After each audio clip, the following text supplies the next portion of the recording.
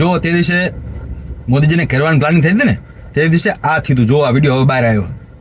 તમે વિચારો કે જે સત્તા પક્ષ અને વિપક્ષની વચ્ચે બેસવાની જગ્યા હોય ને, ઘણો ફરક હોય છે. જો તમારે વિરોધ જ કરવો હતો તો થોડા દૂર પણ રહી શક્યા હોત. મતલબ જે અશ્વિની વૈષ્ણવજી આપણે બેઠા છે ને, એની આગળ જ મોદીજીને બેસવાનું હતું અને મોદીજી ત્યાં આવવાના હતા એ સમયે.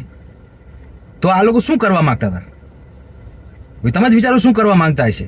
વિરોધ તો થોડોક દૂર રહીને કરાય ને. અને મહિલા સાંસદોને ત્યાં સુધી પહોંચાડ્યા એનું કારણ શું હશે એ તો એ લોકો જ જાણે. હવે તમે એમ કહો કે મારે આ પ્લાન નહોતું, આવું કંઈ નહોતું ને આવું વિચાર, તો પણ તમે થોડું દૂરે રહી શક્યા હોત ને. તમે વિચારો, સત્તા પક્ષના લોકો હાથ જોડી રહ્યા છે કે આવું ના કરશો. મતલબ સત્તા પક્ષના લોકો વધુ જ હોય ને ત્યાં. હવે એ આમ રીતે કરવા માંડ્યા હોય તો કેવું, ત્યાં માહોલ કેવો થાત તમે વિચારો તો.